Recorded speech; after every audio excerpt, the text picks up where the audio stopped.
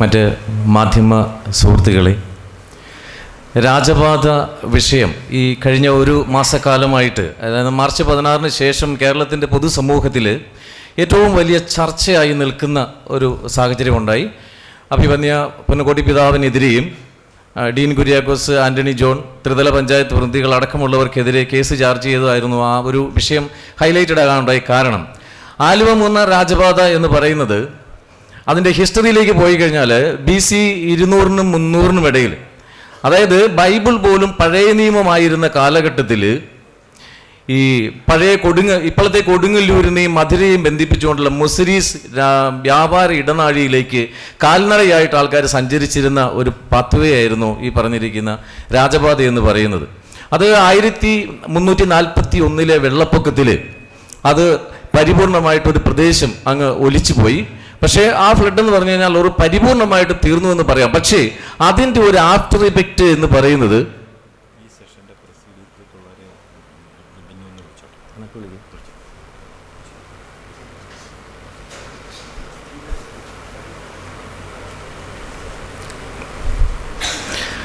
ആ വഴി പൂർണ്ണമായിട്ടും തകർന്ന് തരിപ്പണമായി പോയി എന്ന് പറയുമ്പോഴും ചരിത്രകാരന്മാർ എടുത്തു പറയുന്നൊരു വലിയൊരു സത്യമുണ്ട്. ഈ 1341-ലെ ഈ ഫ്ലഡിന് ശേഷമാണ് വൈപ്പിൻ ദ്വീപസമൂഹവും പനങ്ങാട് കുമ്പളം മേഖലകളും കൊച്ചിൻ പോർട്ട്, കൊച്ചിൻ ഹാർബർ തുടങ്ങിയ ഇന്ന് കേരളത്തിൻ്റെ സാമ്പത്തിക ഭൂപടത്തിലെ തന്ത്രപ്രധാനമായ പല മേഖലകളും രൂപീകരണമാകുന്നത്. അതിനുശേഷം ഈ രാജാക്കന്മാർ ഭരണം ഏതാണ്ട് അവസാനിക്കുന്ന കാലഘട്ടം ബ്രിട്ടീഷ് റൂൾ വരികയും ചെയ്തു കഴിഞ്ഞപ്പോൾ 1891 ഈ പാത്വേ കാളവണ്ടി ഓടുന്ന റോഡായിട്ട് റീസ്ട്രക്ചർ ചെയ്യാൻ വേണ്ടി തീരുമാനമെടുക്കുകയും 1891 റീസ്ട്രക്ചർ ചെയ്ത് കാളവണ്ടി ഓടുന്ന സംവിധാനത്തിലേക്ക് വന്നു. അപ്പോൾ അതിനുശേഷമാണ് ശരിക്കും കോതമംഗലം മൂന്നാർ അഞ്ചൽ സിസ്റ്റമൊക്കെ ഈ വഴിയിലൂടെ വരുന്നതും കോതമംഗലം തട്ടേക്കാട് കുട്ടമ്പുഴ പൂയംകുട്ടി വഴിക്ക് മൂന്നാറിലെത്തുന്നതും 1902 ഈ കുണ്ടറവാലി മോണോ റെയിൽ സിസ്റ്റം ഇന്ത്യയിൽ ആദ്യമായിട്ട് 35 കിലോമീറ്റർ വരുന്നതൊക്കെ നമ്മുടെ ഈ രാജപാതയുടെ ഒരു നന്മയായിരുന്നു. പക്ഷേ വീണ്ടും 1924 വീണ്ടും ഒരു ഫ്ലഡ് ഉണ്ടായി കഴിഞ്ഞപ്പോൾ ഈ കോതമംഗലത്തുനിന്ന് 26 കിലോമീറ്റർ ജനവാസമുണ്ട്. ദെൻ അവിടെ നിന്ന് ഒരു 26 കിലോമീറ്റർ അപ്പുറത്ത് പെരുമ്പൻകുത്ത് എന്ന് പറയുന്ന സ്ഥലത്തിന് ഇപ്പോൾ കരിന്തിരി എന്ന് പറയുന്ന ഒരു പ്രദേശമുണ്ട്. അവിടെ ലാൻഡ് സ്ലൈഡിങ് ഉണ്ടായി.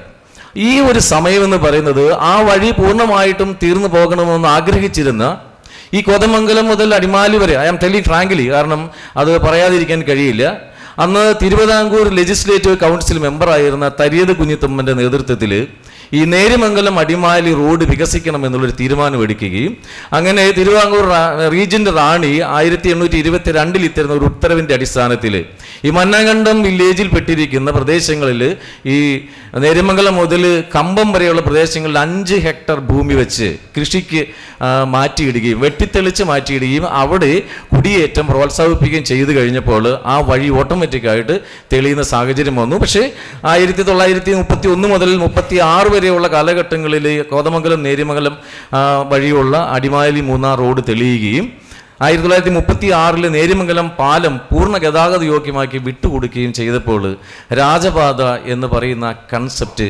എന്നേക്കുമായിട്ട് അവസാനിച്ചു. പക്ഷേ എങ്കിലും ഈ പൂയംകുട്ടിക്കപ്പുറത്ത് സിമെന്റ് പാലം എന്ന് പറയുന്ന സ്ഥലത്ത് ഈ പുലിമുരുകൻ സിനിമയുടെ ഷൂട്ടിംഗ് ഒക്കെ നടന്ന ലൊക്കേഷനാണ്. അവിടെ ഉള്ളിലേക്ക് ഈറ്റ വെട്ടാനൊക്കെ ആയിട്ട് ലോറികളെല്ലാം കടന്നു പോകുമായിരുന്നു. പക്ഷേ 2000 അതായത് 2000-ങ്ങളുടെ തുടക്കത്തിൽ വനം വകുപ്പ് അവിടെ ഒരു ക്രോസ് ബാർ സ്ഥാപിച്ചിട്ട് ഞങ്ങളൊക്കെ അത് ക്രോസ് ബാർ ഇട്ട് കഴിഞ്ഞപ്പോൾ അതിനെ ചോദ്യം ചെയ്തപ്പോൾ ഞങ്ങൾ കുഞ്ഞാണ് കേട്ടോ, ചോദ്യം ചെയ്ത് കഴിഞ്ഞപ്പോൾ അവർ പറഞ്ഞത് ആർക്ക് വേണമെങ്കിലും എപ്പോൾ വേണമെങ്കിലും താക്കോല് തരാൻ പോകാവുന്നതേ ഉള്ളൂ എന്ന് പറഞ്ഞു. പക്ഷേ ഒരു 5-8 വർഷക്കാലം താക്കോല് കൊടുത്ത് ആവശ്യക്കാർക്ക് കൊടുത്ത് പിന്നെ ക്രമേണ അത് അടച്ചു. ഇപ്പം അവർ കൈവശം വെച്ചിരിക്കുകയാണ്. ഇതിലൊരു രസം എന്താണെന്ന് വെച്ചാൽ ഇത് തുറന്നു കിട്ടണം എന്നും പറഞ്ഞുകൊണ്ട് വനം വകുപ്പിനെതിരെ ഹൈക്കോടതിയിൽ 2020 ഒരു കേസ് വന്നു. ആ കേസിൽ അഫിഡവിറ്റ് കൊടുത്തിരിക്കുന്നതും ബഹുമാനപ്പെട്ട വനം വകുപ്പ് മന്ത്രി നിയമസഭയിൽ ഈ കഴിഞ്ഞ ദിവസങ്ങളിലൊക്കെ മറുപടി പറഞ്ഞ 2 കാര്യങ്ങളാണ്. ഒന്ന്, മലയാറ്റൂർ ഇടിയറ റിസർവ് നോട്ടിഫിക്കേഷൻ്റെ ഭാഗമായിട്ടാണ് ഈ പഴയ ആലുവ മൂന്നാർ രാജപാത നിൽക്കുന്നത്, അതുകൊണ്ടത് റീഓപ്പൺ ചെയ്യാനായിട്ട് സാധ്യമല്ല. 2, ഈ പറഞ്ഞിരിക്കുന്ന ആലുവ മൂന്നാർ രാജപാതയ്ക്ക് പകരം നേര്യമംഗലം വഴി സുന്ദരമായ വഴിയുണ്ട്. ഈ 2 കാര്യത്തിലും കേരളത്തിലെ പൊതുസമൂഹത്തിന് മറുപടി പറയാനുണ്ട്. കാരണം ഈ തിരുവനന്തപുരത്തേക്ക് ആലപ്പുഴ വഴി നല്ല സുന്ദരമായ വഴി കിടക്കുമ്പോൾ കോട്ടയം വഴി തെളിഞ്ഞു. പെരുമ്പാവൂരിൽ നിന്ന് ആലുവയ്ക്ക് ട്രാൻസ്പോർട്ട് പോകുന്ന വഴി നിൽക്കുമ്പോൾ തന്നെ പ്രൈവറ്റ് പോകാൻ വേണ്ടി രാജഗിരി ഹോസ്പിറ്റലിൽ വേറെ വഴിയുണ്ട്. ഇത് രണ്ടും അടയ്ക്കാം. നെടുങ്കണ്ടത്തിലേക്ക് കട്ടപ്പന വഴിയുണ്ട്, അടിമാലി വഴിയുണ്ട്. ഇതിലേതെങ്കിലുമൊക്കെ വഴി അടച്ചിട്ടങ്ങ് മരം വയ്ക്കട്ട്.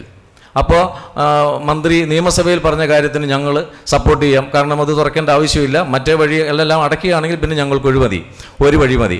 രണ്ടാമത്തെ കേസ്, ഈ നേര്യമംഗലം വാളറ റോഡ് വൈഡനിങ്ങിനെ സംബന്ധിച്ച് ഹൈക്കോടതിയിൽ കേസ് വന്നിരുന്നു. അപ്പോൾ ഞാനത് യാദൃശ്യമായിട്ട് പറയേണ്ടി വന്നു. ഞാൻ സാധാരണ പറയാറില്ലായിരുന്നു. രാവിലെ എൻ്റെ മകളാണ് ഈ കൊടി ഇവിടെ സ്ഥാപിച്ചത്. കുറച്ച് പേരൊക്കെ കണ്ടു കാണും. അതിനൊരു അടിസ്ഥാനമുണ്ട്. 2022 നേര്യമംഗലം അടിമാലി റോഡിൽ വാളറ എന്ന് പറഞ്ഞ സ്ഥലത്ത് കുഞ്ഞുങ്ങൾക്ക് അരി മേടിക്കാൻ കരിക്ക് വയ്ക്കാൻ വേണ്ടി ആപ്പയിൽ കുറച്ച് കരിക്കുമായിട്ട് റോഡ് സൈഡിൽ നിന്ന് മീരാൻ എന്ന് പറഞ്ഞ ആളെ വനം വകുപ്പ് അറസ്റ്റ് ചെയ്ത് ജയിലിലടച്ചു.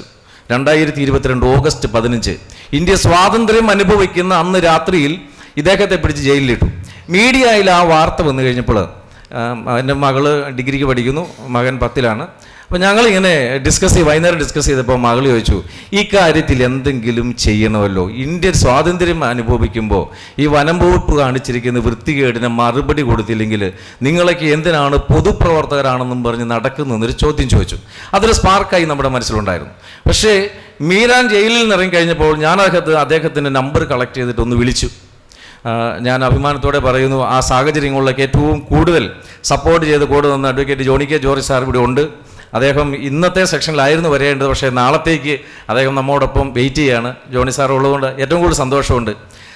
നമ്മൾ മീരാനെ വിളിച്ചിട്ട് മീരാനോട് പറഞ്ഞു, സഹോദര ഒരു വക്കാലത്ത് ഒപ്പിട്ട് തരാമോ? അപ്പോൾ അദ്ദേഹം ചോദിച്ചു, എന്താണ് കാര്യം? ഞങ്ങളതിങ്ങ് എടുക്കുകയാണ് കേസ്, താങ്കളുടെ കേസ് ഞങ്ങൾ എടുത്തു. അയാളെ ഇന്ന് വക്കാലത്ത് ഒപ്പിട്ട് മേടിച്ചു. അതിപ്രഗത്ഭരായ അഭിഭാഷക ടീമിനെ കേരളത്തിൻ്റെ പല സ്ഥലങ്ങളിൽ നിന്നും ഡിസ്കസ് ചെയ്ത് കൊണ്ടുവന്നു. വാളറ കേസ് ഫയൽ ചെയ്തപ്പോൾ അതിനകത്ത് കൊടുത്തിരിക്കുന്ന അഫിഡവിറ്റിൽ അവർ ഈ രാജപാത കേസിൽ വനം വകുപ്പ് മന്ത്രി നിയമസഭയിൽ പറഞ്ഞ അതേ ഡയലോഗ് തന്നെ പറഞ്ഞു, മലയാറ്റൂർ ഇടിയറ റിസർവ് 1895 പെട്ട ഭൂമി ആയതുകൊണ്ട് ഒരു കാരണവശാലും അത് വൈഡൻ ചെയ്യാൻ സമ്മതിക്കത്തില്ല. ആ കേസ് എന്തായിരുന്നറിയാവോ? ഈ മീരാനെ റോഡ് സൈഡിൽ നിന്ന് അറസ്റ്റ് ചെയ്തപ്പോൾ അത് വനമാണ്, അത് ട്രസ്പാസ് ആണെന്ന് പറഞ്ഞാണ് case. Kerala forest act section 27 അനുസരിച്ച് ട്രസ്പാസ് എന്ന് പറഞ്ഞ് കേസെടുത്തു. ആപ്പ കിടന്നത് റോട്ടിലാണോ വനത്തിലാണോ എന്ന് തെളിയിക്കേണ്ട ഉത്തരവാദിത്വം ഞങ്ങൾ ഏറ്റെടുത്തുകൊണ്ടാണ് അത് ട്രസ്പാസ് അല്ല എന്ന് പറഞ്ഞ് കോടതിയിൽ പോകുന്നത്. അപ്പോൾ ആ കേസിൽ നമ്മളൊരു വാദം പറഞ്ഞിരുന്നു. മകളുടെ ഫസ്റ്റ് ആർഗ്യുമെൻ്റ് അതായിരുന്നു, ഈ എൻ്റെ അപ്പയും ബേസ് കിടക്കുന്ന ഇടുക്കിയിലാണ്. മീരാനെ പോലെ നാളെ ഈ പറഞ്ഞ നേരമെങ്കിലും അടിമാലി റോഡിൽ യാത്ര ചെയ്യുമ്പോൾ ഏതെങ്കിലും ഒരു കാരണവശാൽ എൻ്റെ അപ്പ അറസ്റ്റ് ചെയ്യപ്പെടാനുള്ള സാധ്യതയുണ്ട്. കാരണം എന്നെ പഠിപ്പിക്കാൻ വേണ്ടി മാത്രമാണ് അപ്പ കോതമംഗലത്ത് താമസിക്കുന്നത്.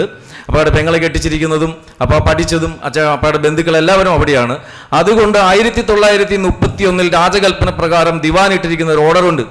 അതായത് പള്ളിവാസൽ ഇലക്ട്രിക് പ്രോജക്റ്റ് മുതൽ ഇന്നത്തെ HMD വരെയുള്ള ഭാഗത്തേക്ക് റോഡ് വൈഡനിങ്ങിന് വേണ്ടി രാജാവ് തീരുമാനമെടുത്തപ്പോൾ അന്ന് സാധാരണക്കാരൻ്റെ വീട്ടിൽ കറണ്ടിൻ്റെ ആവശ്യമില്ലായിരുന്നു, രാജകുടുംബത്തിൽ മാത്രമേ ആവശ്യമുള്ളായിരുന്നു. എക്സസ് കറണ്ട് വന്നപ്പോഴാണ് HMD എന്ന് പറഞ്ഞൊരു പൊതുമേഖലാ സ്ഥാപനത്തിനെ കുറിച്ച് ചിന്തിക്കുന്നതും ആ പൊതുമേഖലാ സ്ഥാപനത്തിലേക്ക് പള്ളിവാസലിൽ നിന്ന് കറണ്ട് കൊണ്ടുപോകാൻ വേണ്ടി തീരുമാനമെടുത്തപ്പോൾ ഇൻഫ്രാസ്ട്രക്ചർ ഡെവലപ്മെന്റിന് വേണ്ടിയിട്ട് ഉത്തരവിനകത്ത് 1931 ദിവാൻ എഴുതി, നിലവിൽ എക്സിസ്റ്റ് ചെയ്യുന്ന റോഡിന്റെ നടുക്ക് നിന്ന് 50 അടി താഴേക്കും 50 അടി മോഡിലേക്കും മൊത്തം 100 അടി PWയുടെ ആസ്തിയായിരിക്കുമെന്നും അതിനകത്തു നിന്ന് പൊട്ടിച്ചെടുക്കുന്ന പാറയടക്കമുള്ള മിനറൽസോ അതിൽ നിൽക്കുന്ന വനങ്ങൾക്കോ വനം വകുപ്പിന് യാതൊരു അവകാശവും ഉണ്ടാവില്ല എന്നൊരു ഓർഡർ അങ്ങിട്ട്.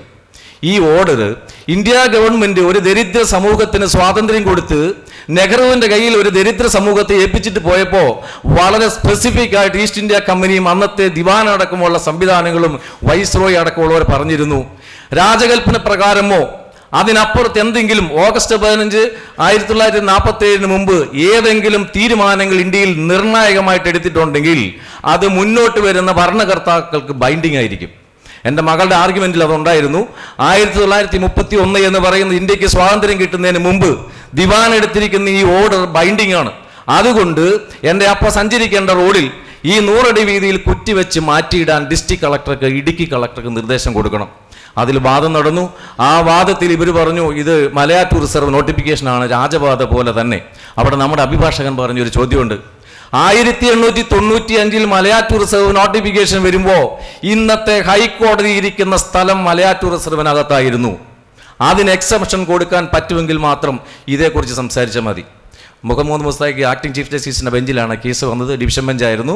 വളരെ രസകരമായ സംസാരങ്ങളൊക്കെ ഉണ്ടായി. എന്താണെങ്കിലും ഡിവിഷൻ ബെഞ്ച് വളരെ സ്പെസിഫിക് ആയിട്ട് ഒരു ഉത്തരവിട്ടു. ഒരു കാരണവശാലും നേരുമംഗലം മുതൽ വാളർ വരെയുള്ള 14 കിലോമീറ്റർ 100 അടി വീതിയിൽ വനം വകുപ്പ് കാലുകുത്തരുത്. വൈഡനിങ് തടയാൻ പാടില്ല. കൊച്ചി ധനീഷ് കോടി വൈഡനിങ്ങിൽ 1250 കോടി രൂപയുടെ വൈഡനിങ് നടക്കുന്നു. നേരുമംഗലം മുതൽ 14 കിലോമീറ്റർ ഉപേക്ഷിച്ച് കളഞ്ഞിട്ട് അതിനപ്പുറത്തേക്ക് ഡെവലപ്മെന്റ് തുടങ്ങി. പക്ഷേ ആ കേസിൽ നിർണായകമായി വിധി വന്നു. ഇപ്പോൾ അവിടെ വൈഡനിങ് ആരംഭിച്ചു. എന്നോടൊപ്പം നമ്മുടെ അതിജീവന പോരാട്ട വേദിയുടെ റസാക്കൊക്കെ ഉണ്ടായിരുന്നു, ഡയസ് പുല്ലിനുണ്ടായിരുന്നു. അങ്ങനെ ഫൈറ്റിങ്ങിൻ്റെ അങ്ങേയറ്റം വരെ നമ്മൾ ഫൈറ്റ് ചെയ്തു. പക്ഷേ നമ്മുടെ ജനാധിപത്യ സംവിധാനത്തിൻ്റെ ഒരു പാളിച്ച എന്ന് പറയുന്നത് ഇത് റവന്യൂ PWD ഫോറസ്റ്റ് ഡിപ്പാർട്ട്മെൻറ്റുകൾക്കെതിരെ വന്നിരിക്കുന്ന കമ്പൈൻഡ് വിധി ആയതുകൊണ്ട് ചീഫ് സെക്രട്ടറി അനുമതി കൊടുത്താൽ മാത്രമേ അപ്പീൽ പോകാൻ പാടുള്ളൂ. ഡിവിഷൻ ബെഞ്ചിൻ്റെ വിധി ആയതുകൊണ്ട് സുപ്രീം കോടതിയിൽ അപ്പീൽ പോകണം. ഞങ്ങൾ കൂടി ആലോചിച്ചു. എന്താണെങ്കിലും സുപ്രീം കോടതിയിൽ കവീറ്റ് ഫയൽ ചെയ്തു. 2 തവണ, അതായത് 90 ദിവസത്തിൻ്റെ 2 ടൈം സുപ്രീം കോടതിയിൽ കവീറ്റ് ഫയൽ ചെയ്തു. ചീഫ് സെക്രട്ടറി തലത്തിൽ വളരെ സമ്മർദ്ദം ചെലുത്തി. ഇടുക്കിയിൽ നിന്ന് റസാഖ് അടക്കമുള്ള ആൾക്കാർ തിരുവനന്തപുരത്ത് പോയി സ്റ്റേ ചെയ്തു. ചീഫ് സെക്രട്ടറി അനുമതി കൊടുത്തില്ല. പക്ഷേ വനം വകുപ്പ് ബിനാമിയെ വെച്ചുകൊണ്ട്, അതായത് ഇതിന് തൊട്ട് മുമ്പത്തെ വനം വകുപ്പ് GP സന്ദേശ് രാജ് വക്കീലായിക്കൊണ്ട് ഒരു പൊതു താല്പര്യ റിവിഷൻ പെറ്റീഷൻ അവിടെ വന്നു. തൊടുപുഴക്കാരൻ ജയചന്ദ്രൻ അദ്ദേഹം കൃത്യമായിട്ട് പറഞ്ഞു, എനിക്ക് യാതൊരു ബന്ധവുമില്ല, പക്ഷേ ഈ പെൺകുട്ടിയുടെ ഇൻറ്റൻഷൻ ശരിയല്ല എന്നും പറഞ്ഞുകൊണ്ട് റിവിഷൻ പെറ്റീഷൻ ഫയൽ ചെയ്തു. കോടതി വളരെ വ്യക്തമായിട്ട് പറഞ്ഞു താങ്കൾക്ക് ഇത് ചോദിക്കാൻ അവകാശമില്ല പറഞ്ഞു, അതും തള്ളി. അങ്ങനെ അത് വളരെ വ്യക്തമായിട്ട് ഇപ്പോൾ വൈഡനിങ് നടന്നുകൊണ്ടിരിക്കുകയാണ്.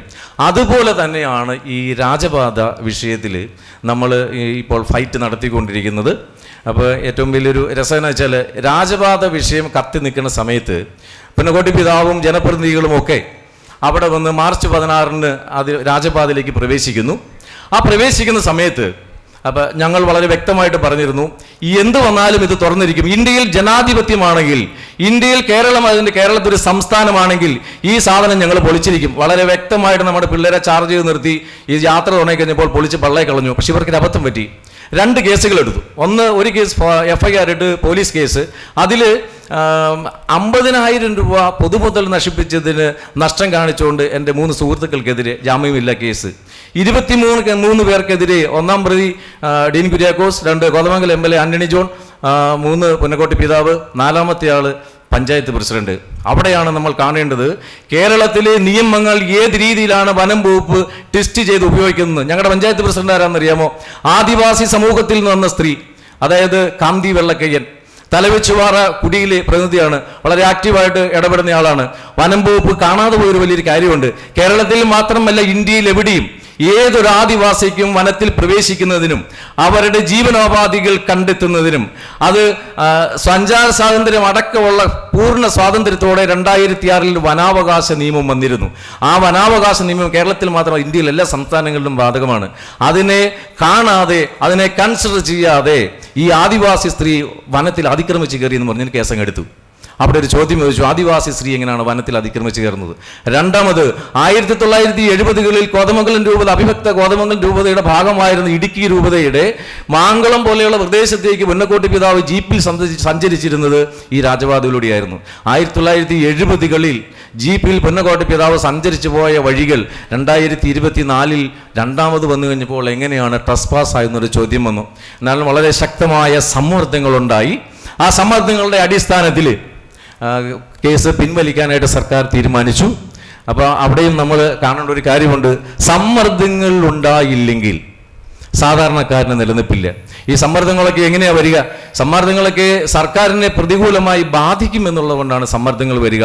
അപ്പോൾ നിലവിൽ കേരളത്തിൽ ജീവിക്കാനുള്ള ഒരു സാഹചര്യമോ ഒന്നും നിലവിൽ നമുക്ക് ഈ വനം വകുപ്പുമായിട്ട് ബന്ധപ്പെട്ട് അല്ലെങ്കിൽ റവന്യൂ വകുപ്പ്, മുമ്പേ ബിജു പ്രഭാകർ സാർ പറഞ്ഞു, നമ്മൾ വനം വകുപ്പിനെ മാത്രമാണ് ശത്രുതയിൽ കാണുന്നത്. പക്ഷേ ഇറങ്ങിപ്പോകാൻ പറഞ്ഞിട്ടുണ്ട്, നിർത്തുകയാണ്. ഒറ്റ കാര്യം കൂടെ പറഞ്ഞോളാം.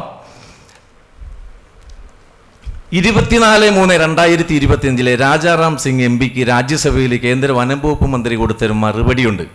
ചോദ്യം എന്തായിരുന്നറിയോ? 1/4/2014 മുതൽ 31/3/2024 വരെ സംസ്ഥാനങ്ങൾ വനഭൂമി വനേതര ആവശ്യങ്ങൾക്ക് എത്ര ഹെക്ടർ വരെ ഉപയോഗിച്ചിട്ടുണ്ട്? വളരെ സ്പെസിഫിക് ആയിട്ട് അതിന് മറുപടി കൊടുത്തു. ഒറ്റ മിനിറ്റിൽ ഞാൻ, വിത്ത് യുവർ പെർമിഷൻ, ഞാനതൊന്ന് വായിക്കുകയാണ്. മധ്യപ്രദേശ് 38,552 ഹെക്ടർ ഭൂമി ഈ 10 വർഷം കൊണ്ട് വനഭൂമി വനേതര ആവശ്യങ്ങൾക്ക് വിനിയോഗിച്ചു.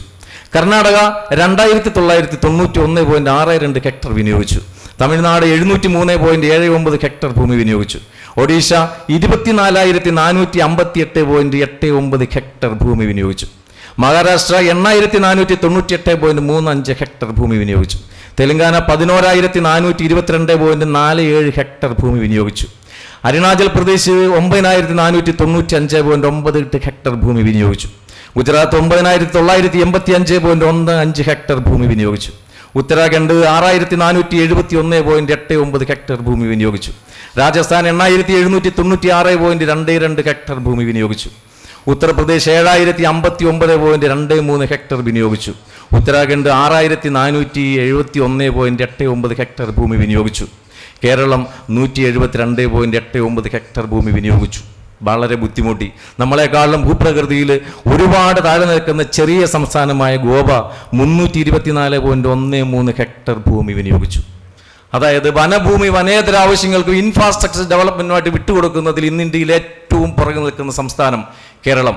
അതായത് കപട പരിസ്ഥിതിവാദത്തിന്റെ പിന്നിൽ, ഞാനത് ആ ഒരു വാക്ക് ഉപയോഗിക്കുന്നത് ഇതുമായിട്ട് ബന്ധപ്പെട്ട് 10-20 വർഷത്തെ ഫൈറ്റിൽ നിന്നുകൊണ്ട് തന്നെയാണ്.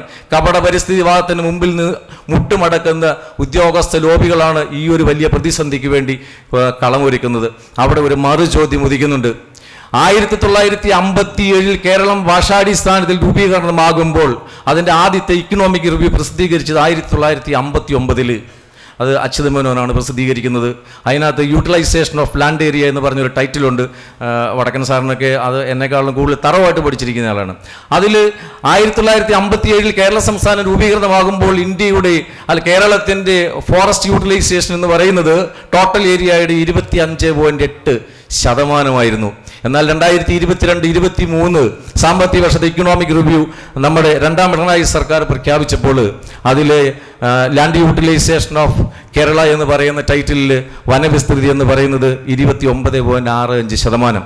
അതായത് കേരള സംസ്ഥാനം രൂപീകരണമാകുമ്പോൾ ഇതിൻ്റെ ഇൻസൈഡിലെ ജനസംഖ്യ ഇൻക്ലൂഡിങ്, അതായത് തമിഴ് വംശജരായ ആൾക്കാർ ഉടുമ്പൻചോല പോലെയുള്ള പ്രദേശങ്ങളിൽ ജോലിക്ക് നിൽക്കുന്നവരുടെ കൂടി തലയെണ്ണിട്ട് 1,35,00,000 ജനങ്ങളെ വെച്ചുകൊണ്ട് 1957 തുടങ്ങിയ കേരള സംസ്ഥാനം ഇന്നത്തെ നമ്മുടെ ജനസംഖ്യ 2011 സെൻസസ് റേഷ്യോ വെച്ച് നോക്കിയാൽ 3.5 കോടി കഴിഞ്ഞു.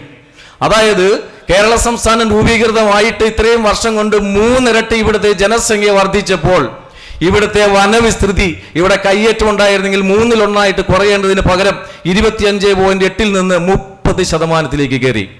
അവിടെ നമ്മളെ ഭരിക്കുന്ന, നമ്മളെ സ്നേഹിക്കുന്ന, നമ്മൾ കയ്യിൽ മഷി തേപ്പിച്ച് ജയിപ്പിച്ച് ചങ്കാണ് കരളാണെന്ന് പറഞ്ഞ് കവലയിൽ എഴുന്നള്ളിക്കുന്ന നമ്മുടെ നേതാക്കന്മാരും നമ്മുടെ അധികാരികളും മറുപടി പറയണം.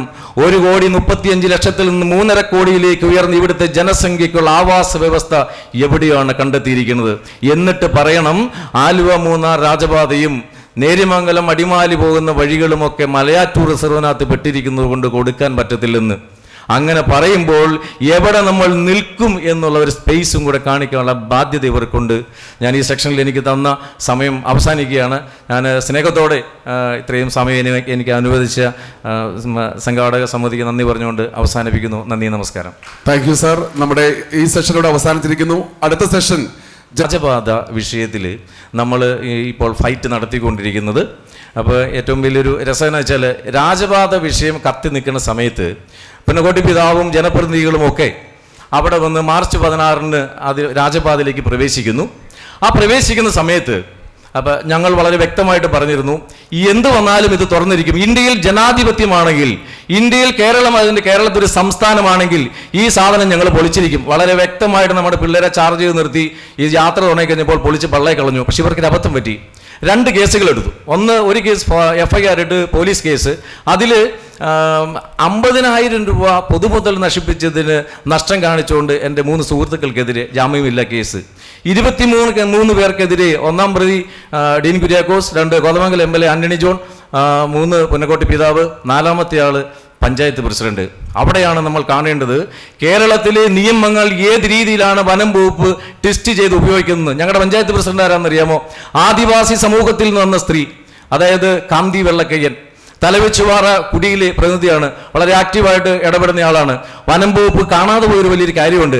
കേരളത്തിൽ മാത്രമല്ല, ഇന്ത്യയിൽ എവിടെയും ഏതൊരു ആദിവാസിക്കും വനത്തിൽ പ്രവേശിക്കുന്നതിനും അവരുടെ ജീവനോപാധികൾ കണ്ടെത്തുന്നതിനും അത് സഞ്ചാര സ്വാതന്ത്ര്യം അടക്കമുള്ള പൂർണ്ണ സ്വാതന്ത്ര്യത്തോടെ 2006 വനാവകാശ നിയമം വന്നിരുന്നു. ആ വനാവകാശ നിയമം കേരളത്തിൽ മാത്രമല്ല, ഇന്ത്യയിൽ എല്ലാ സംസ്ഥാനങ്ങളിലും ബാധകമാണ്. അതിനെ കാണാതെ, അതിനെ കൺസിഡർ ചെയ്യാതെ ഈ ആദിവാസി സ്ത്രീ വനത്തിൽ അതിക്രമിച്ച് കയറി എന്ന് പറഞ്ഞ് കേസങ്ങെടുത്തു. അവിടെ ഒരു ചോദ്യം ചോദിച്ചു, ആദിവാസി സ്ത്രീ എങ്ങനെയാണ് വനത്തിൽ അതിക്രമിച്ച് കയറുന്നത്? രണ്ടാമത് 1970-കളിൽ കോതമംഗലം രൂപത, അഭിഭക്ത കോതമംഗലം രൂപതയുടെ ഭാഗമായിരുന്ന ഇടുക്കി രൂപതയുടെ മാങ്കളം പോലെയുള്ള പ്രദേശത്തേക്ക് പുന്നക്കോട്ടി പിതാവ് ജീപ്പിൽ സഞ്ചരിച്ചിരുന്നത് ഈ രാജപാതയിലൂടെയായിരുന്നു. 1970-കളിൽ ജീപ്പിൽ പുന്നക്കോട്ടി പിതാവ് സഞ്ചരിച്ചു പോയ വഴികൾ 2024 രണ്ടാമത് വന്നു കഴിഞ്ഞപ്പോൾ എങ്ങനെയാണ് ട്രസ്പാസ് ആയെന്നൊരു ചോദ്യം വന്നു. എന്നാൽ വളരെ ശക്തമായ സമ്മർദ്ദങ്ങളുണ്ടായി. ആ സമ്മർദ്ദങ്ങളുടെ അടിസ്ഥാനത്തിൽ കേസ് പിൻവലിക്കാനായിട്ട് സർക്കാർ തീരുമാനിച്ചു. അപ്പോൾ അവിടെയും നമ്മൾ കാണേണ്ട ഒരു കാര്യമുണ്ട്, സമ്മർദ്ദങ്ങൾ ഉണ്ടായില്ലെങ്കിൽ സാധാരണക്കാരന് നിലനിൽപ്പില്ല. ഈ സമ്മർദ്ദങ്ങളൊക്കെ എങ്ങനെയാ വരിക? സമ്മർദ്ദങ്ങളൊക്കെ സർക്കാരിനെ പ്രതികൂലമായി ബാധിക്കുമെന്നുള്ളതുകൊണ്ടാണ് സമ്മർദ്ദങ്ങൾ വരിക. അപ്പോൾ നിലവിൽ കേരളത്തിൽ ജീവിക്കാനുള്ള ഒരു സാഹചര്യമോ ഒന്നും നിലവിൽ നമുക്ക് ഈ വനം വകുപ്പുമായിട്ട് ബന്ധപ്പെട്ട്, അല്ലെങ്കിൽ റവന്യൂ വകുപ്പ്, മുമ്പേ ബിജു പ്രഭാകർ സാർ പറഞ്ഞു, നമ്മൾ വനം വകുപ്പിനെ മാത്രമാണ് ശത്രുതയിൽ കാണുന്നത്. പക്ഷേ ഇറങ്ങിപ്പോകാൻ പറഞ്ഞിട്ടുണ്ട്, നിർത്തുകയാണ്. ഒറ്റ കാര്യം കൂടെ പറഞ്ഞോളാം. 24/3/2025 രാജാറാം സിംഗ് MP രാജ്യസഭയിൽ കേന്ദ്ര വനം വകുപ്പ് മന്ത്രി കൊടുത്തൊരു മറുപടിയുണ്ട്. ചോദ്യം എന്തായിരുന്നറിയോ? 1/4/2014 മുതൽ 31/3/2024 വരെ സംസ്ഥാനങ്ങൾ വനഭൂമി വനേതര ആവശ്യങ്ങൾക്ക് എത്ര ഹെക്ടർ വരെ ഉപയോഗിച്ചിട്ടുണ്ട്? വളരെ സ്പെസിഫിക് ആയിട്ട് അതിന് മറുപടി കൊടുത്തു. ഒറ്റ മിനിറ്റിൽ ഞാൻ, വിത്ത് യുവർ പെർമിഷൻ, ഞാനതൊന്ന് വായിക്കുകയാണ്. മധ്യപ്രദേശ് 38,552 ഹെക്ടർ ഭൂമി ഈ 10 വർഷം കൊണ്ട് വനഭൂമി വനേതര ആവശ്യങ്ങൾക്ക് വിനിയോഗിച്ചു. കർണാടക 2,991.62 ഹെക്ടർ വിനിയോഗിച്ചു. തമിഴ്നാട് 703.79 ഹെക്ടർ ഭൂമി വിനിയോഗിച്ചു. ഒഡീഷ 24,458.89 ഹെക്ടർ ഭൂമി വിനിയോഗിച്ചു. മഹാരാഷ്ട്ര 8,498.35 ഹെക്ടർ ഭൂമി വിനിയോഗിച്ചു. തെലങ്കാന 11,422.47 ഹെക്ടർ ഭൂമി വിനിയോഗിച്ചു. അരുണാചൽ പ്രദേശ് 9,495.98 ഹെക്ടർ ഭൂമി വിനിയോഗിച്ചു. ഗുജറാത്ത് 9,985.15 ഹെക്ടർ ഭൂമി വിനിയോഗിച്ചു. ഉത്തരാഖണ്ഡ് 6,471.89 ഹെക്ടർ ഭൂമി വിനിയോഗിച്ചു. രാജസ്ഥാൻ 8,796.22 ഹെക്ടർ ഭൂമി വിനിയോഗിച്ചു. ഉത്തർപ്രദേശ് 7,059.23 ഹെക്ടർ വിനിയോഗിച്ചു. ഉത്തരാഖണ്ഡ് 6,471.89 ഹെക്ടർ ഭൂമി വിനിയോഗിച്ചു. കേരളം 172.89 ഹെക്ടർ ഭൂമി വിനിയോഗിച്ചു. വളരെ ബുദ്ധിമുട്ടി. നമ്മളെക്കാളും ഭൂപ്രകൃതിയിൽ ഒരുപാട് താഴെ നിൽക്കുന്ന ചെറിയ സംസ്ഥാനമായ ഗോവ 324.13 ഹെക്ടർ ഭൂമി വിനിയോഗിച്ചു. അതായത് വനഭൂമി വനേതര ആവശ്യങ്ങൾക്ക് ഇൻഫ്രാസ്ട്രക്ചർ ഡെവലപ്മെന്റുമായിട്ട് വിട്ടുകൊടുക്കുന്നതിൽ ഇന്ന് ഇന്ത്യയിൽ ഏറ്റവും പുറകെ നിൽക്കുന്ന സംസ്ഥാനം കേരളം. അതായത് കപട പരിസ്ഥിതിവാദത്തിന്റെ പിന്നിൽ, ഞാനത് ആ ഒരു വാക്ക് ഉപയോഗിക്കുന്നത് ഇതുമായിട്ട് ബന്ധപ്പെട്ട് 10-20 വർഷത്തെ ഫൈറ്റിൽ നിന്നുകൊണ്ട് തന്നെയാണ്. കപട പരിസ്ഥിതിവാദത്തിന് മുമ്പിൽ മുട്ടുമടക്കുന്ന ഉദ്യോഗസ്ഥ ലോബികളാണ് ഈ ഒരു വലിയ പ്രതിസന്ധിക്ക് വേണ്ടി കളമൊരുക്കുന്നത്. അവിടെ ഒരു മറു ചോദ്യം ഉദിക്കുന്നുണ്ട്. 1957 കേരളം ഭാഷാടിസ്ഥാനത്തിൽ രൂപീകരണമാകുമ്പോൾ അതിൻ്റെ ആദ്യത്തെ ഇക്കണോമിക് റിവ്യൂ പ്രസിദ്ധീകരിച്ചത് 1959. അത് അച്യുതമേനോനാണ് പ്രസിദ്ധീകരിക്കുന്നത്. അതിനകത്ത് യൂട്ടിലൈസേഷൻ ഓഫ് ലാൻഡ് ഏരിയ എന്ന് പറഞ്ഞൊരു ടൈറ്റിലുണ്ട്. വടക്കൻ സാറിനൊക്കെ അത് എന്നെക്കാളും കൂടുതൽ തറവായിട്ട് പഠിച്ചിരിക്കുന്ന ആളാണ്. അതിൽ 1957 കേരള സംസ്ഥാനം രൂപീകൃതമാകുമ്പോൾ കേരളത്തിൻ്റെ ഫോറസ്റ്റ് യൂട്ടിലൈസേഷൻ എന്ന് പറയുന്നത് ടോട്ടൽ ഏരിയയുടെ 25.8%. എന്നാൽ 2022-23 സാമ്പത്തിക വർഷത്തെ ഇക്കണോമിക് റിവ്യൂ നമ്മുടെ രണ്ടാം പിണറായി സർക്കാർ പ്രഖ്യാപിച്ചപ്പോൾ അതിലെ ലാൻഡ് യൂട്ടിലൈസേഷൻ ഓഫ് കേരള എന്ന് പറയുന്ന ടൈറ്റിലിൽ വനവിസ്തൃതി എന്ന് പറയുന്നത് 29.65%. അതായത് കേരള സംസ്ഥാനം രൂപീകൃതമാകുമ്പോൾ ഇതിൻ്റെ ഇൻസൈഡിലെ ജനസംഖ്യ ഇൻക്ലൂഡിങ്, അതായത് തമിഴ് വംശജരായ ആൾക്കാർ ഉടുമ്പൻചോല പോലെയുള്ള പ്രദേശങ്ങളിൽ ജോലിക്ക് നിൽക്കുന്നവരുടെ കൂടി തലയെണ്ണിട്ട് 1,35,00,000 ജനങ്ങളെ വെച്ചുകൊണ്ട് 1957 തുടങ്ങിയ കേരള സംസ്ഥാനം ഇന്നത്തെ നമ്മുടെ ജനസംഖ്യ 2011 സെൻസസ് റേഷ്യോ വെച്ച് നോക്കിയാൽ 3.5 കോടി കഴിഞ്ഞു. അതായത് കേരള സംസ്ഥാനം രൂപീകൃതമായിട്ട് ഇത്രയും വർഷം കൊണ്ട് 3 ഇരട്ടി ഇവിടുത്തെ ജനസംഖ്യ വർദ്ധിച്ചപ്പോൾ ഇവിടുത്തെ വനവിസ്തൃതി, ഇവിടെ കയ്യേറ്റം ഉണ്ടായിരുന്നെങ്കിൽ 1/3 കുറയേണ്ടതിന് പകരം 25.8 നിന്ന് 30% കയറി. അവിടെ നമ്മളെ ഭരിക്കുന്ന, നമ്മളെ സ്നേഹിക്കുന്ന, നമ്മൾ കയ്യിൽ മഷി തേപ്പിച്ച് ജയിപ്പിച്ച് ചങ്കാണ് കരളാണെന്ന് പറഞ്ഞ് കവലയിൽ എഴുന്നള്ളിക്കുന്ന നമ്മുടെ നേതാക്കന്മാരും നമ്മുടെ അധികാരികളും മറുപടി പറയണം. 1,35,00,000 നിന്ന് 3.5 കോടിയിലേക്ക് ഉയർന്ന് ഇവിടുത്തെ ജനസംഖ്യയ്ക്കുള്ള ആവാസ വ്യവസ്ഥ എവിടെയാണ് കണ്ടെത്തിയിരിക്കുന്നത്? എന്നിട്ട് പറയണം ആലുവ മൂന്നാർ രാജപാതയും നേര്യമംഗലം അടിമാലി പോകുന്ന വഴികളുമൊക്കെ മലയാറ്റൂർ റിസർവിനകത്ത് പെട്ടിരിക്കുന്നത് കൊണ്ട് കൊടുക്കാൻ പറ്റത്തില്ലെന്ന്. അങ്ങനെ പറയുമ്പോൾ എവിടെ നമ്മൾ നിൽക്കും എന്നുള്ള ഒരു സ്പേസും കൂടെ കാണിക്കാനുള്ള ബാധ്യത ഇവർക്കുണ്ട്. ഞാൻ ഈ സെക്ഷനിൽ എനിക്ക് തന്ന സമയം അവസാനിക്കുകയാണ്. ഞാൻ സ്നേഹത്തോടെ ഇത്രയും സമയം എനിക്ക് അനുവദിച്ച സംഘാടക സമിതിക്ക് നന്ദി പറഞ്ഞുകൊണ്ട് അവസാനിപ്പിക്കുന്നു. നന്ദി, നമസ്കാരം. Thank you sir. നമ്മുടെ ഈ സെഷനോട് അവസാനിച്ചിരിക്കുന്നു. അടുത്ത സെഷൻ ഞാൻ പെട്ടെന്ന് പറഞ്ഞു വയ്ക്കുകയാണ്. കൊടുമ്പുരി കൊണ്ടുവന്നിരിക്കുന്ന സമയം പരാജയം ഉറപ്പായി. ജപ്പാൻ ബർമയെ കീഴടക്കി. അന്ന് നമ്മുടെ തിരുവിതാംകൂറിലേക്കും കൊച്ചിയിലേക്കും ഒക്കെ ഏറ്റവും കൂടുതൽ അരി വന്നിരുന്നത് 80% അരി വന്നിരുന്നത് ബർമയിൽ നിന്നായിരുന്നു. അത് വരവ് നിന്നു. അങ്ങനെ വന്നു കഴിഞ്ഞപ്പോൾ പട്ടിണിയും സാംക്രമിക രോഗങ്ങളും കൊണ്ട് കേരളത്തിൻ്റെ ഇന്നത്തെ ഭൂപ്രകൃതിയിലുള്ള അന്നത്തെ ഈ രാജകാലം എന്നൊക്കെ പറയുന്ന പോലെ ജനങ്ങൾ വഴിയിൽ പട്ടിണി മൂലം മരിച്ചു വീഴുന്ന ഒരു സാഹചര്യം. സാംക്രമിക രോഗങ്ങളെ തടയാൻ മാർഗമില്ല, പട്ടിണി വേറൊരു വശത്ത്. അപ്പോൾ ഏറ്റവും വ്യക്തമായിട്ട് പറയുകയാണെങ്കിൽ അരിയും പഞ്ചസാരയും പോലും ബ്ലാക്കിൽ കാണുന്ന, അതായത് ഫ്യൂഡൽ പ്രഭുക്കന്മാരുടെ വീട്ടിൽ മാത്രം പഞ്ചസാരയും അരിയും സൂക്ഷിക്കാൻ അവകാശമുണ്ടായിരുന്ന ഒരു കാലഘട്ടത്തിൻ്റെ ഒരു പട്ടിണി ഉണ്ടായിരുന്നു. അന്ന് നമ്മുടെ രാജകൽപ്പന പ്രകാരവും ദിവാനും നമ്മുടെ ലോക്കൽ ഭരണാധികാരികളും പറഞ്ഞു പട്ടിണി മാറ്റണം, വഴിയിൽ മരിച്ചു കിടക്കുന്ന ശവങ്ങൾ കണ്ടു മടുത്തു. അവിടെ ചരിത്രകാരന്മാർ വീക്ഷിക്കുന്ന ഒരു കാര്യമുണ്ട്. ഇന്ന് നമ്മൾ പറയുമ്പോൾ ഒരു പക്ഷേ നമുക്കതൊരു ബുദ്ധിമുട്ടായിട്ട് തോന്നും. അതായത് മക്കൾ കഞ്ഞി കുടിച്ച് കിടക്കട്ടെ എന്ന് വിചാരിച്ച് ജാതി വ്യവസ്ഥ ഏറ്റവും കൂടുതൽ മുറ്റുന്ന ഒരു സമയമാണ്. ആ സമയത്തൊക്കെ ഒട്ടും മനസ്സില്ലാത്ത ആൾക്കാർക്ക് പെമ്മക്കളെ വിവാഹം ചെയ്ത് കൊടുത്തിട്ട് ചങ്കുപൊട്ടി മരിച്ച കേരളത്തിലെ സ്ത്രീകളെ കുറിച്ച് ചരിത്രകാരന്മാർ പറഞ്ഞത്. അതാണ് പട്ടിണിയുടെ ഡെപ്ത് എന്ന് പറയുന്നത്. 1940-കളിൽ ഗ്രോമോർ ഫുഡ് സ്കീം വന്നു. 1953, 54, 55 കാലഘട്ടങ്ങളിൽ ഉടുമ്പുഞ്ഞോല കൊളനൈസേഷൻ സ്കീം, ഹൈറേഞ്ച് കൊളനൈസേഷൻ സ്കീം, മലബാർ കൊളനൈസേഷൻ സ്കീമുകളെല്ലാം വന്നു. പട്ടിണി മാറുന്നു. അതോടൊപ്പം പഞ്ചവത്സര പദ്ധതികൾ വരുന്നു. ധവള വിപ്ലവം, ഹരിത വിപ്ലവം ഒക്കെ വരുന്നു. ഈ സമയത്ത് പാർലമെന്റിന്റെ ഇരുസഭകളുടെയും എതിർപ്പിനെ വകവയ്ക്കാതെ ജോൺ എഫ് കെന്നഡി PL 480 എന്ന് പറഞ്ഞ സ്കീം കൊണ്ടുവന്ന് കപ്പലിൽ അരിയും ഉപ്പുമാവ്, മെയ്സ്, നമ്മുടെ അമ്മമാർക്കും സഹോദരങ്ങൾക്കും നൈറ്റി, സ്കൂൾ കുട്ടികൾക്ക് നിക്കറ്, അങ്ങനെയുള്ള സാധനങ്ങളെല്ലാം കടൽ കിടത്തി ഇങ്ങോട്ട് പറഞ്ഞയച്ചു. ക്യൂ നിന്നിട്ടുണ്ട്, ഞങ്ങളുമൊക്കെ ഓർക്കുന്നുണ്ട് ചെറുപ്പം. ഇങ്ങനെ ദാരിദ്ര്യമൊക്കെ അങ്ങോട്ട് മാറുന്ന ഒരു സമയം വന്നു കഴിഞ്ഞപ്പോൾ ഈ നമ്മുടെ ഉദ്യോഗസ്ഥന്മാർക്കൊരു സൂക്കേടുണ്ടല്ലോ. ഒന്ന് നേരെ നിന്ന് കഴിയുമ്പോൾ വന്ന വഴി മറക്കുന്ന പരിപാടി. 1970-കളായി കഴിഞ്ഞപ്പോഴേക്കും ഇന്ത്യയിലേക്ക് ദാരിദ്ര്യത്തിന് വേണ്ടി കൊണ്ടുവന്നിരുന്നതിൻ്റെ 4 ഇരട്ടി എക്സ്പോർട്ട് ചെയ്യാൻ വരുവത്തനുള്ള സാമ്പത്തിക ശേഷിയും ഈ അഗ്രികൾച്ചർ വിഭവങ്ങളുടെ ശേഷിയും എല്ലാം പട്ടിണിയെല്ലാം മാറിക്കഴിഞ്ഞപ്പോൾ കർഷകന്റെ കയ്യിലിരിക്കുന്നത് അത് കയ്യേറ്റമാണ്, അത് തിരിച്ചു പിടിക്കണം എന്നുള്ള ഒരു ധാരണ വന്നു. അതിനുശേഷമാണ് റെക്കോർഡ് പരിശോധിക്കുമ്പോൾ 1967 കേന്ദ്രത്തിലേക്ക് പോയിരിക്കുന്ന ആദ്യത്തെ രേഖയിലാണ് എൻക്രോച്ച്മെന്റ് എന്ന് പറഞ്ഞിരിക്കുന്ന ഒരു വേർഡ് പോലും എഴുതി ചേർക്കുന്നത്. അതുവരെ എൻക്രോച്ച്മെന്റ് അല്ലായിരുന്നു. ഈ ചങ്ങനാശ്ശേരി വില്ലേജ് ഓഫീസിന്റെ രേഖകളൊക്കെ പരിശോധിക്കുമ്പോൾ 4000 രൂപ ഇൻസെന്റീവ് കൊടുത്താണ് ചങ്ങനാശ്ശേരിയിൽ നിന്നും കോട്ടയം ജില്ലയുടെ മറ്റ് ഭാഗങ്ങളിൽ നിന്നൊക്കെ നമ്മുടെ ഈ ഹൈറേഞ്ചിലേക്ക് കുടിയേറി താമസിക്കാൻ വേണ്ടി ആൾക്കാരെ പറഞ്ഞയച്ചത്.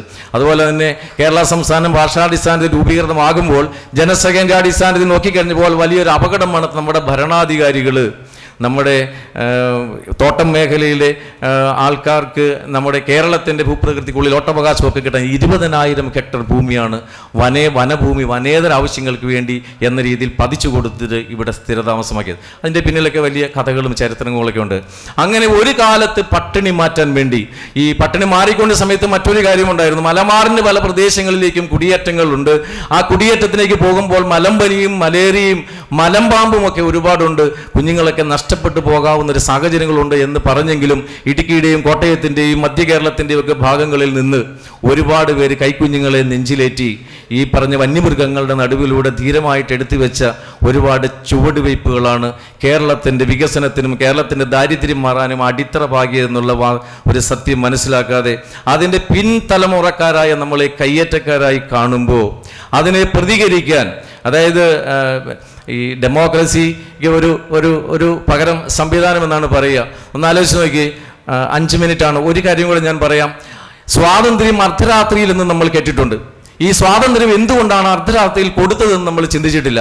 അത് നമ്മുടെ ശത്രുവിനെ സ്നേഹിക്കാൻ, ശത്രുവിൻ്റെ മനസ്സിൽ ഒരു ഇടിവ് പറ്റാതിരിക്കാൻ, അവൻ്റെ ആത്മാഭിമാനം മുറിയാതിരിക്കാൻ 1940 ഇന്ത്യൻ നേതൃത്വം എടുത്തൊരു ധീരമായ തീരുമാനമായിരുന്നു. അതായത് ബ്രിട്ടൻ്റെ ഫ്ലാഗ് കോഡ് അനുസരിച്ച് ഒരിക്കലും രാത്രിയിൽ ദേശീയ പതാക ഉയരാൻ പാടില്ല. അത് 5 മണിക്ക് ഇറക്കിയിട്ട് രാവിലെ കയറ്റുകയായിരുന്നു. അപ്പോൾ ദേശീയ പതാക ബ്രിട്ടൻ്റേത് പകൽ ഏതെങ്കിലും ഒരു സമയത്ത് ഇറക്കി കെട്ടിയിട്ട് ഇന്ത്യയുടെ ദേശീയ പതാക സ്വാതന്ത്ര്യത്തിൻ്റെ പേരിൽ കയറ്റുമ്പോൾ ഏതെങ്കിലും ഇന്ത്യൻ സ്വാതന്ത്ര്യ സമരയുടെ ഭാഗത്തുനിന്ന് ആ ദേശീയ പതാക കയറുന്ന സന്തോഷം കൊണ്ട് ബ്രിട്ടീഷ് എംപറസത്തിനെ ചീത്ത വിളിക്കുകയോ അവമാനിക്കുകയോ ചെയ്തു കഴിഞ്ഞാൽ അത് നമുക്ക് ദോഷമാണ് എന്ന് കണ്ടതുകൊണ്ടാണ് 5 മണിക്ക് ബ്രിട്ടൻ്റെ പതാക ഇറങ്ങിയതിന് ശേഷം രാത്രിയിൽ 12 മണിക്ക് ഇന്ത്യയുടെ ദേശീയ പതാക കയറ്റാൻ തീരുമാനിച്ചത്.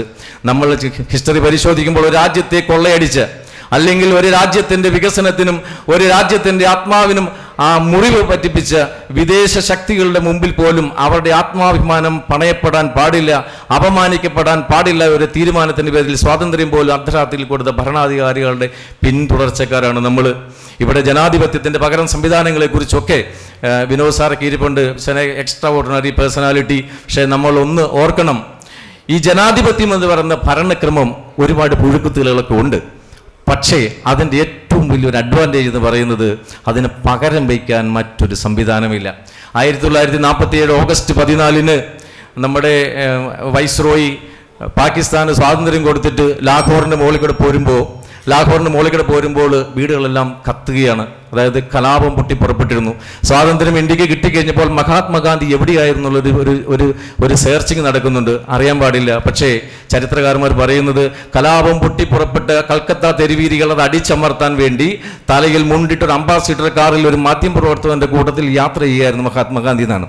അതായത് ഇന്ത്യക്ക് സ്വാതന്ത്ര്യം കിട്ടിയ ഒരു കലുഷിതമായ ഒരു രാത്രിയിലായിരുന്നു. ആ കലുഷിതമായ അന്തരീക്ഷത്തിലാണ് ഇന്ന് നമ്മൾ ഇവിടെ ഈ മഹാപഞ്ചായത്തിൻ്റെ ഈ മീറ്റിംഗ് നടക്കുന്നത്.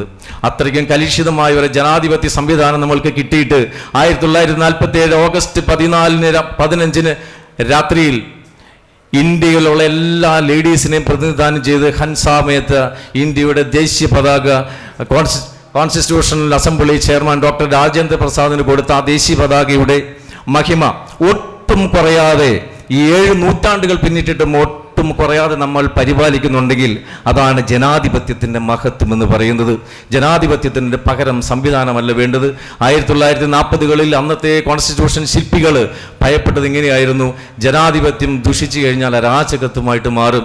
ഇപ്പോഴത്തെ ജനാധിപത്യം ദുഷിക്കാതെ അതിനെ ശക്തമായ രീതിയിൽ പിടിച്ചു നിർത്താനുള്ള സംവിധാനമാണ് നമുക്ക് വേണ്ടത്. പകരം ജനാധിപത്യ സംവിധാനമല്ല, ജനാധിപത്യത്തെ ശാക്തീകരിക്കുന്ന നടപടികളാണ് ഉണ്ടാകേണ്ടതെന്ന് സ്നേഹത്തോടെ ഓർപ്പിച്ചുകൊണ്ട് ഈ സെക്ഷൻ അധ്യക്ഷനായിട്ട് എന്നെ വിളിച്ച സംഘാടകർക്ക് നന്ദി പറഞ്ഞുകൊണ്ട് നന്ദി, നമസ്കാരം. Thank you sir.